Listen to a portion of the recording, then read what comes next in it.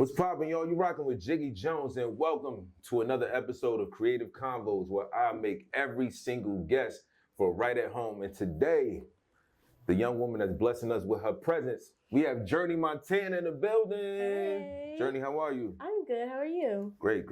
Thanks for taking the time to pull up on me. Thank you for having me. Now, I know you fresh off the Star-Spangled Banner. Mm-hmm. I saw you doing your thing, you know. And the Yes, okay. You know, a little something. Like little vocal skills. Okay. But how did you prepare for that moment? Was that your first time singing the Star-Spangled Banner? Yeah, like in front of people. Yeah, okay. For sure. I was just practicing it. My dad is also a vocalist, so we were going over it together. You know, keep it in the family. Mm-hmm. But yeah, just a few weeks of preparation and really just figuring out. I think the most important thing with singing the national anthem is like finding your key. Facts. Just because it goes so low and it goes so high. Mm-hmm. But yeah, it was really exciting, super surreal. It was my first time going to an NBA game too. Really? So I didn't know what to expect. Who won that game? The Clippers won. Okay. Yeah. Mm-hmm. We got to see LeBron in action. It was really cool. Yeah. Fire. Now, do you split your time between LA and New York? No. I mean, kind of. I like go between LA, New York, Atlanta. Okay. Yeah. Got you. Now, we got to start from the beginning, right? You know, for the people who don't know who Journey Montana is, who don't know about your journey, I know you started your singing career in Atlanta. Yeah, in Atlanta. Now, why Atlanta? Because I know you're from Harlem. Yeah. So I went to high school in Atlanta. Okay. And high school, like 9th grade, is kind of when I really started taking music seriously and decided that's what I wanted to do. So I just happened to be in Atlanta. I was doing like singing covers and things like that. And it was around the time of like, remember like the rap game? I don't know if you remember that. Yeah, for sure. Yeah. Jermaine Dupri. Yeah. So they were doing like an R&B game or like trying to do that. Mm-hmm. And that kind of pushed me into like content and like putting myself online and things like that because I was working towards that. And I actually did get picked for that. But I guess, I don't know what happened. But that kind of pushed me into like making content. And then through that, I was in a girl group because they found me from my videos and things like that. Were you the lead in the group? I was, yeah. Okay. Yeah. So I was in a girl group for a little while in Atlanta. And then, after that we got a distribution deal and then I was songwriting and, you know, things just kind of had like a snowball effect. So obviously you're not in a girl group right now. So, so what happened? I mean, I think it was just, I moved back to New York and then like, you know, we just all started doing different things, but that was a really great experience. And I'm really grateful for that because I feel like I learned a lot about making music and being an artist and doing music videos and things like that. I think it was a big part of my artist development. Yeah, for sure. Now, you know, just during that process, what was the biggest thing that you learned? Obviously, you know, now you're Journey Montana, solo artist, singer, songwriter. But before you kind of sharing the stage, the songs with how many were of y'all was it was 5 of us. 5? Yeah. Oh, that's a lot. Yeah. I thought you was gonna say like 3. No, it was 5 of us, yeah. So who would even decide who sings the hook, the bridge, the chorus, the verses? It was like a mix. So like some of the girls rapped and some of the girls sang. Okay. And then one of the girls was kind of like our hype person. Okay. So everybody had their own role. Yeah, it was pretty ingrained. Okay, that makes sense. Makes sense. Now, so you moved back to New York, and you're from Harlem. Yeah. So you got the fur on. Harlem is the home of the swag in New York, so they say. Now, Harlem has such rich history, right? Of course, the home of the Apollo Theater. So many different artists come from there, from Mace to Dipset. Now, is there any particular Harlem native that inspired you to do music? I would say Tiana Taylor is a big one. Tiana Taylor, facts. Yeah, just because I love her style and her music is so good, and I think she's had so many different paths and done so many different things in entertainment. So I think she was a big inspiration to me, like especially as a little girl, like seeing her. Yeah, she's a big one for me. No, and speaking of Tiana, versatility, right? Yeah, singing, songwriting, acting, dancing, yes. So many of those different things, and you fill a couple of them lanes too. Yeah. Especially in acting, you were an All-American. Yeah. How was that experience? First of all, just talk about the audition, because I know landing a role on a hit TV show, All-American, for however many seasons it ran, it was definitely a success. So what was that process like, just auditioning and landing a role in the show? Yeah, so it's so crazy. When I first read the audition, I was immediately like, oh, I got this. Okay. Just because I love the confidence. I related to the character so much. It was kind of like I just knew it a little bit. Not to be like cliche, but I definitely, like, when I read it, I was like, oh, this is me. Like, I can do this. It was so, like, even the scene that I had 2 scenes. It was like very conversational, very easy. Like everything that I was saying was something that I would say in my real life. And yeah, it's so crazy because also I had just dyed my hair pink. Really? And Pink Friday? Yeah, I had just dyed my hair pink, and it's such a thing in acting where like you're supposed to be like very plain and like not have colored hair or anything. So I was super nervous about auditioning. It was my first audition with the color in my hair. And wait, why pink though? I don't know. It was impulsive. Okay. Like, honestly, like I had bleached it and then I didn't like how it was bleached, and I was like, let me put a color in it, and then it just happened to be pink. It just happened to be color? pink. It's one of them. I like pink and black, like those two colors together. But yeah, so it just ended up like working perfectly, and I literally got the call back like a week after. It was really, really quick. And I know that was during the pandemic, right? It was like right after. Right after the pandemic. Were you able to audition in person, or did you have to like sing your tape in? No, it was self-tape. Yeah. Basically all of auditions nowadays are like self-tape after COVID. Because the thing is, when you audition in person, they tape it anyways. So they were just like, oh, this is easy. And then like COVID forced actors and actresses to like learn how to do that. So it just, I guess it just came in handy for like, casting directors. Yeah, and it definitely kind of makes the process a little bit easier. Save travel time. Send that tape in. Is like, all right, once you read the tape, see the tape, they kind of know who they want and who they don't. So that's what's up. Shout out to your versatility too. Thank you. What actually just like inspired your acting? Taking on the acting journey. Yeah, acting has always just been like a fun thing on the side. I've been acting since I was a little girl. Okay. I used to do a lot of like voiceover stuff. Like voiceover auditions and things. That's how I started. On to like cartoons? Yeah. Gotcha. Okay. But yeah, I mean, acting has always been really fun. It's like I've always done like workshops and classes, and I just always enjoyed that. I feel like I'm a pretty theatrical kid at heart. Okay. So yeah, it's a really cool outlet for me. And I think I just never really lost that passion. I love acting. It's fun. Yeah. I love that. And you got your training. So you actually, like you ain't just hop on the screen and think you can do it. You actually got your training so that, build your confidence in the end, and then you landed the audition. That's fire. That's fire. Now, back to music. You definitely received some heavy cosigns. You got a feature with Eric Bellinger. Received some cosigns from Tank and Jay Valentine. Shout out to R&B Money. First, let's start with EB. How did that song, that feature even come about? Yeah, so we had the same manager. Oh, fire. So look at God. Yeah, literally, look at that. And I love Eric, like growing up, like middle school, high school, like, and he's the king of albums. So I've been a fan of him for forever. That pen is lethal. So it was like crazy to even think that he would want to get on my song. I was like, sure. But yeah, basically when I was putting together Stargirl, my album, or like my last EP that I dropped, I had a song called Undefeated, and I don't usually like leave verses open on my songs. Like I usually finish it when I recorded it. But I had this song and it had an open verse on it, and I was like, I really want to drop this, but I need a feature. I just, when I was making it, I left it open for that reason. Did you have anybody in mind at the time? No, I felt like it was just gonna make sense when it made sense. For sure. And yeah, I told my manager about it, and he was like, oh, like, let's see if Eric does it. And I was like, okay. And then he was like, Eric wants to do it. And I was like, yeah, sure. sure. I gotta hear the verse first, yeah, and then I'll believe it. I was like, yeah, okay. Mhm. And then he sent it, and I was like, oh my gosh. Yeah, he ate me up. I had to get back in the studio. Damn. Yeah. Oh, you had to redo your verse? Yeah, not redo it, but I had to add Change some some stuff because he's crazy. Nah, he facts. brought it Facts. up here. But yeah, that was yeah. Shout out to Eric because he's amazing, and I'm super grateful that he even saw the potential in the song and in me. Yeah.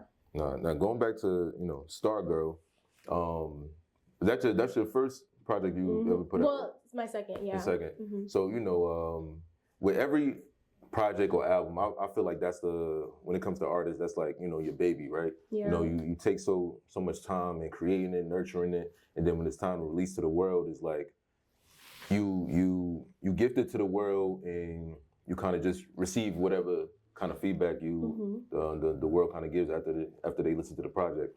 How long did it take to even record Stargirl?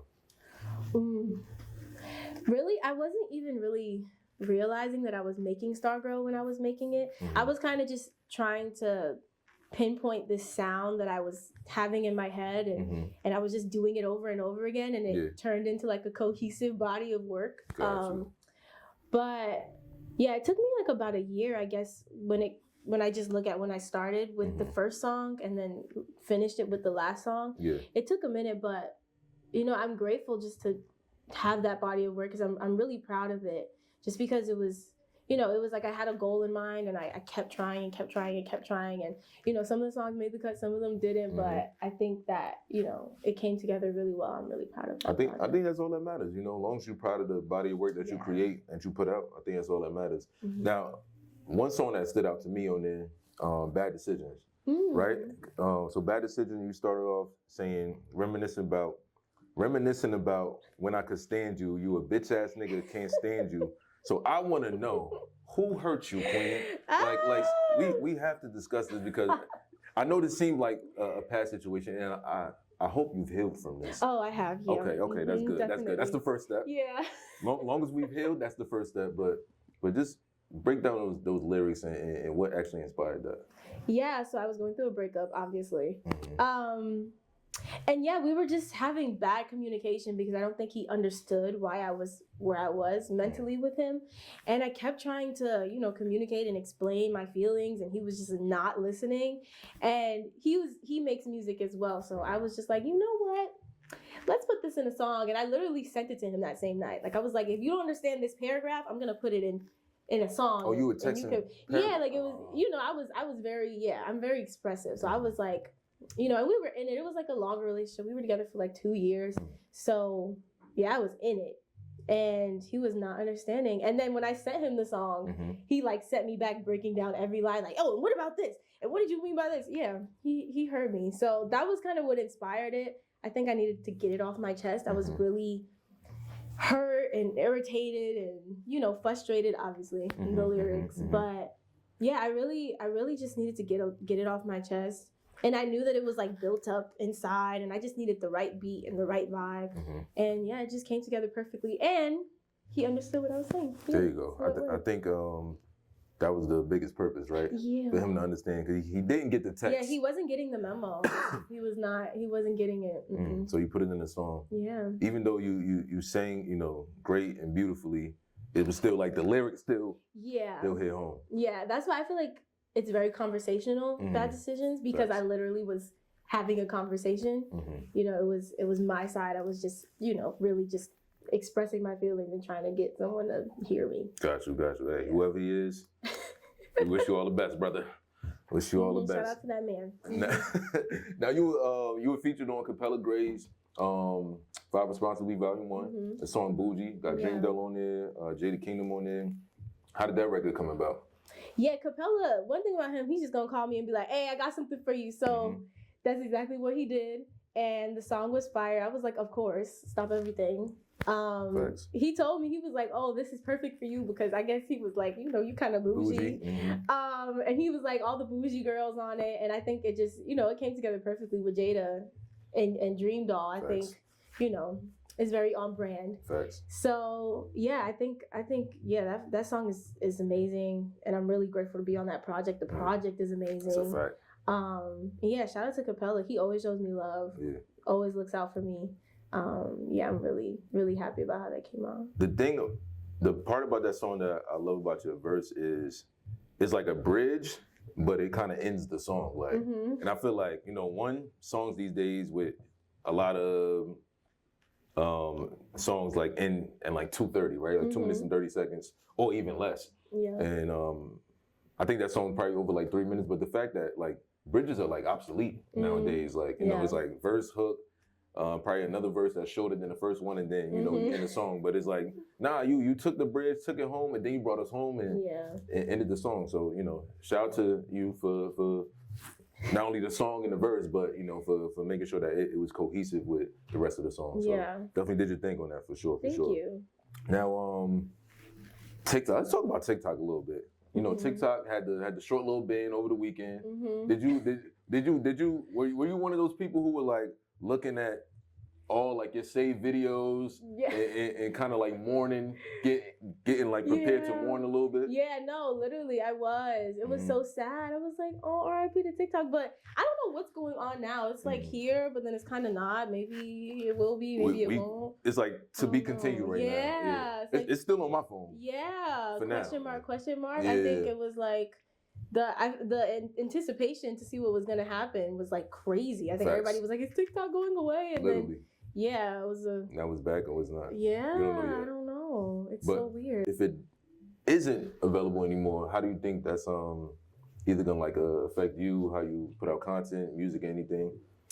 I mean, I think that it will make a big impact in the music industry just because I feel like artists use it as such a tool. Yeah. But I think if TikTok goes away, I think there's just going to be another platform. They're never ending. Just like when Vine went away, it was just like another thing.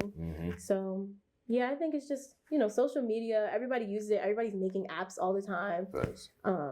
So, yeah, I think it'll just keep going. Yeah. Somewhere else. Probably going to be another app. Just like when that came out, the TikTok was going away. It was like 2 more like baby TikToks came out that everybody was using. Like, I forgot. I saw this one app. It's like a Asian like TikTok. Was it? I think Red Note. I think that's the name of it. But it's only in, I don't know if that's Mandarin or Chinese. Like it's no English on it as far as like the words. I see that. It's crazy, but I guess we're gonna have to learn Mandarin if you're trying to get your TikToks up now. It's crazy. New album, Lucky Girl Syndrome. Yeah. Why that title? What is Lucky Girl Syndrome? It's a mindset, it's a lifestyle. I feel like after Bad Decisions and that whole era, I just realized the power of like my words and how a lot of my songs and their concepts would manifest into my life. And I also have a friend, every time we link up, like we do a recap of what's been going on. And every time I tell her what's been happening with me, she's like, you have Lucky Girl Syndrome. Like everything just works out for you. And that's God. Yeah, and I was like, she's blessed, okay? And I love that. I just thought that was so cute when she said that, and it really stuck. And like I do this thing, like if I have an idea, I'll just like write it down in my notes. Gotcha. So yeah, I always had it in the back of my head. And originally the album wasn't even called Lucky Girl Syndrome. What was the first title? It was called Eclipse. Okay. Yeah. Okay. Because there's a song on the project called Eclipse. Yeah, it makes sense. But I also wrote a song on the project called Lucky Girl Syndrome. And when I was doing like my playbacks and listening to it, Lucky Girl Syndrome, the song, it just stood out so much. Yeah. Just because of the concept and the title and just everything about it. And the more that the project started coming together, I just realized how it was so in sync with that phrase. Yeah. And every song kind of had that mindset underneath the concept or whatever it was talking about of like, I'm just a lucky girl. I'm so blessed. Everything works out for me. Everything is in my favor. I feel like that's the overall tone of the project. So it just made sense. And it just came together so effortlessly, like the entire creation of the project, even with Camper executive producing it, like it just all like flowed together. Camper. Yeah, shout out to Camper. Yeah. Now you start off with the project. I feel like the way you start the project with Wait, it seems like it's like a continuation from Bad Decisions. Because Bad Decisions, that's the outro for Stargirl, right? So it seems like a continuation because has some feisty lyrics on Wait. Yeah. You say, I'm gonna call my brothers if you try it. Okay. I just called my other, he already slide. He'll be here in 5. In 5. So that means he around the corner, ready to pull up and do whatever. Yeah. So are you actually healed? Because you said you was healed, But these lyrics sound like a. Are you still getting it off your chest? It's okay if you are. You know what? Wait was actually the last song that I did on the creation of Lucky Girl Syndrome. And, after just being so positive and being so mindful, I was like, let me just talk about it real quick. Like, let me just get this last little. But I feel like even Wait has that undertone of like, I'm healed and I'm the best and don't play with it. Like, not too much, I think it still has that undertone of being healed. It's like a little bit like feisty, but it still comes from a place where it's like, I'm lucky and I'm here mentally. And like, if you're not, then that's cool, but just stay over there. Exactly. Way over there. Yeah, way over there. I'm not mad at that. I'm not mad at that. The next track, Journey, I feel like that's like you reintroducing yourself. Yeah. You talk about some losses that you've had. You really telling the world like, hey, I'm here. This is me. How did you kind of just come to the lyrics, the sound, the conclusion, just to put that song together? So actually, shout out to Camper. We were in the studio and he played. We were working on one song and he played this other track and was like, I think that you should just come on this and introduce yourself. And I was like, I love that. That's actually tea, because he was talking about just how not a lot of women have done that. Right. And like people in general haven't really done that since like, Jay-Z or like Eminem. And I love Jay-Z and Eminem. And I feel like, especially Eminem, he's had such an impact on like the way that I write lyrics, like the cleverness and the playing on words and things like that. So yeah, I just took that to account and I was like, let me just talk about some things that I've never talked about and some things that are really important to me and some things that I think that a lot of people don't know unless they really, really dig into it. Like a lot of people don't know that I have daddy issues, and a lot of people don't know how close I am with my family or like even my grandfather and how he like basically raised me and my sisters. And a lot of people don't know these things, and I just took it as an opportunity to tell it in my music and not just like in a conversation or like an interview, which I think people are good tools, but it's just different because the music is kind of the forefront. So it was really cool, and I'm really grateful for that space that me and Camper had to just be creative and try things. And it was really safe, and even like my mom was crying in studio because it was it was just very wholesome and very healing. Again, like I feel like even the creation of the project was very healing for me, just because I'm a big lyric girl. I like words. I'm a diary child. Just putting things out there in words and expressing myself that way, it's very healing for me. No, for sure. And I respect the vulnerability. It takes a lot of strength, a lot of courage to, not only put that in your music, and, like Erykah Badu said, artists, sensitive about your sometimes,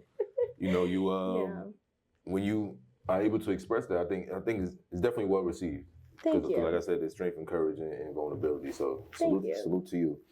Now, with this project coming out, what does success look like for you? Are you looking at stream numbers? Are you looking at charts? Or are you just looking at like listener reactions when it comes to success? How do you measure success when you drop a project? I feel like there have been people and listeners and supporters and people that have been growing with me and listening to me for a while now, and even people who are just tapping in. And I guess I'm just feeling fulfilled with what they're looking for from me, and just having something new. I feel like I took a little bit of a different direction with this project. So I guess just people receiving that and kind of just like getting a better understanding of who I am as an artist and my creativity and my thoughts. And I think the biggest thing for me right now as an artist is finding my tribe, because the whole thing with artistry is like there's somebody who's gonna like your music, and there's somebody who's gonna like the way that you dress and the way that you look and the way that you think, and who's gonna relate to it on a certain level. And I think the whole point of putting yourself out there is to just find those people. And every time I drop music, I think that's the biggest goal for me, is to just find those people who I can touch and who can relate to me and listen to my music and feel something. So I think that's the biggest thing, just getting one step closer to finding my tribe and finding the people that relate to my feelings and my thoughts and the way that I express myself. Wow, I love that. I love that. Now, do you have like a, different artists have, let's say like names that they call their tribe or their followers or their fans, right? Mm-hmm. Have you thought about that at all? Yes. I actually call my supporters my shooters. Just because Star Girl has become like my nickname, among my supporters. So I call them my shooters. Okay. Like shooting stars. Shooting stars. Like my shooters. I'm glad you cleared that up. Yeah. No, not literally, but like my shooters, like my shooting stars. Shooting stars. Love that. Love that. They've been on a journey with you. Yeah. They're gonna, continue to be on that journey with you and follow you to your success and, wherever you take it. Yeah. So, Journey Montana, I definitely want to thank you so much for pulling up on Creative Convos today. Thank you for having me. Definitely had a great conversation. Can't wait. Listen, y'all, Lucky Girl Syndrome out very soon, very soon. Make sure y'all download that, stream that crazy 1,000,000 times. They got some joints on there. She got some joints on there, like authentic R&B. Now, I definitely heard you say like, you definitely are tapping more into authentic R&B. What does authentic R&B mean to like you? I think it just has that soul in those stories. I think that's like the fundamental thing for me. One of my biggest inspirations in R&B is Etta James, and it's because of like her storytelling and the soul that's in the music. Like it's undeniable. So I think really just tapping into what that means for me, because also it is about it being unique to the person, and that's kind of what makes R&B. Everybody's different and doing it in their own way. But yeah, just really tapping into the soul and the bluesiness and the instrumentation and the stories. Yeah. So yeah, that was a big thing for me, the storytelling. For sure. Shout out to Etta James. Rest in peace, Etta James. Yeah. At last, my love. Yeah. I ain't gonna do too much. I love it. But Journey, I want you to look right in that camera right there. I want you to give everybody your Instagram, your socials, where they can find you, and everything you got coming up. Well, not everything. Some things you got coming up for 2025. Yes, okay. It's Journey Montana. You can find me on all platforms at Journey Montana, JourneyMontana. Lucky Girl Syndrome, the debut album, drops January 31st. So make sure you pre-save, go stream it, go download it. Yeah, best one out now. Yes, sir. There you have it, rocking with Jiggy Jones, Journey Montana.